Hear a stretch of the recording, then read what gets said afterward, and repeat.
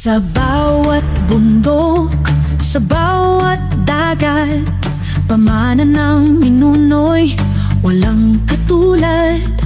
Buhay na kultura, yaman ng lupa, sa bawat kamay ng magsasaka at mangingisda. Ito ang tinig. Paano magunaw ang mundo? Sana mag-reign ng Aba. So ang katapusan na yan ay katapusan ng paghahari ng kingdom of good and evil. At mag-umpisa ang reigning ng kingdom of light. Tama? So yan, pangyarihan ng Aba ay ibubuhos sa atin. Nakuha ba natin mga kapatid? So tayo talaga ang magdesisyon sa lahat upang mapaganda ang ating mga buhay.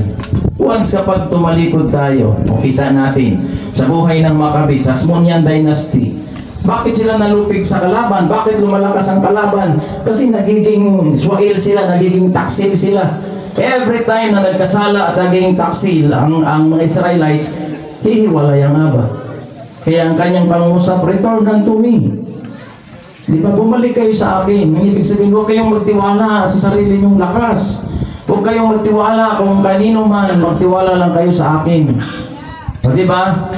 Hanggat sa wala na talagang makita ang Abang ganun. Nagkaroon ng Siege of Jerusalem, pinag-aralan natin yan.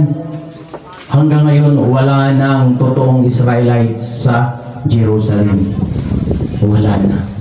So, ang kwentong ito ay nawa matutunan natin. At ang solusyon nito ay nasa ating mga kamay. Sabi natin, last days na. Ito'y huling araw na. Tama? Huling Israel, nagkaroon ng mga hari at nagiging tanyag dahil sa paggabay ng ating dakilang Abayawa. Pagkatapos, bumagsak pa rin. No? Sila David, sila Solomon, ang kanyang anak. At pagkatapos noon, pumasok si Nabucodonosor, no? Assyrian invasion, kalat-kalat na po ang 10 tribes, no?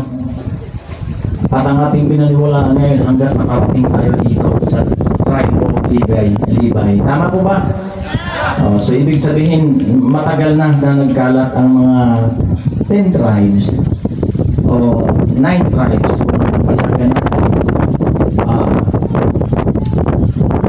Ang natira na lang ay ang Benjamin at saka ang Judah.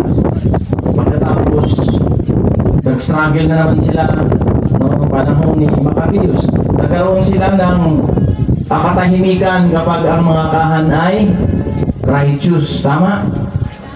Pag righteous ang namumuno, nagkaroon ng katahimikan ang bayang Israel.